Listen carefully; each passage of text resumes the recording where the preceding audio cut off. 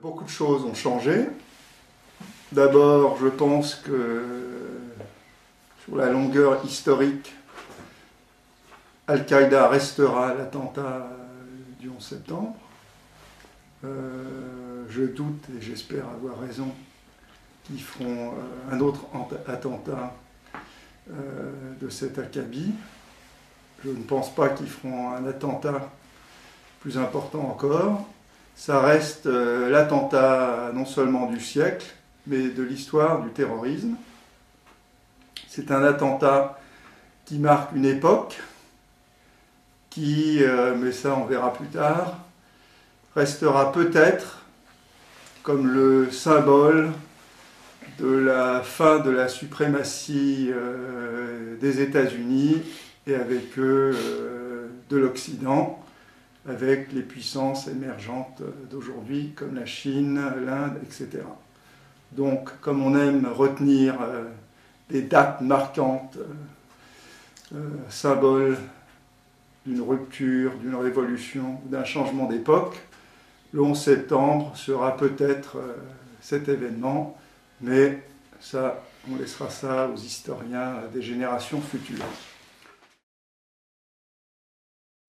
Plus pratiquement, après un attentat comme celui du 11 septembre, Al-Qaïda pouvait s'attendre à un retour de bâton sévère qui a eu lieu avec l'invasion en Afghanistan, qui a décimé Al-Qaïda, qui en renversant le régime taliban lui a retiré le sanctuaire qui faisait sa force, qui lui permettait d'entraîner ses armées, qui lui permettait de se retirer sans être traqué. Al-Qaïda, depuis 2001, n'a plus ce privilège, et on sait que Ben Laden et les autres sont en clandestinité depuis ce moment-là.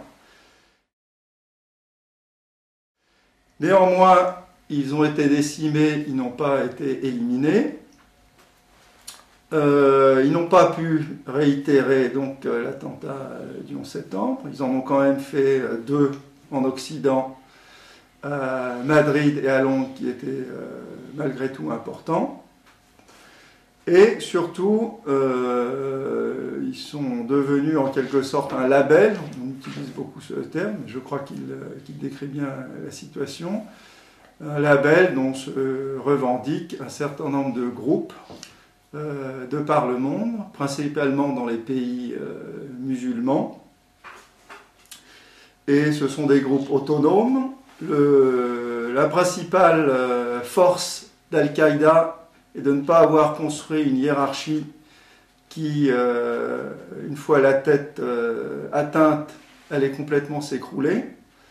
Je pense que l'expérience de Ben Laden dans le domaine commercial l'a beaucoup peiné pour construire ce genre d'échafaudage qui n'allait pas tomber de lui-même rapidement, comme c'est le cas pour la plupart des mouvements terroristes qu'on peut examiner dans l'histoire.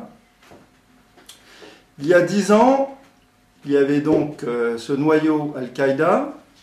Il y avait ensuite un cercle de mouvements affiliés plus ou moins directement à Al-Qaïda, et un second cercle avec des groupes autonomes se réclamant d'Al-Qaïda, mais très très indirectement ou pas du tout liés à Al-Qaïda. Il y a 10 ans, la puissance était au centre avec Al-Qaïda, puis avec le premier cercle, et ensuite, très loin derrière, le second cercle. 10 ans plus tard, le noyau est très affaibli, il n'a pratiquement aucune force de frappe.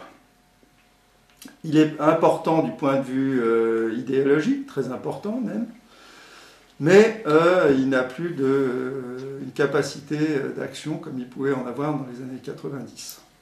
Le deuxième cercle, qui à un moment a gagné en puissance dans les années 2000, est en train de s'affaiblir, lui aussi, à une vitesse beaucoup moins rapide que le noyau, mais malgré tout, c'est ce qu'on peut constater.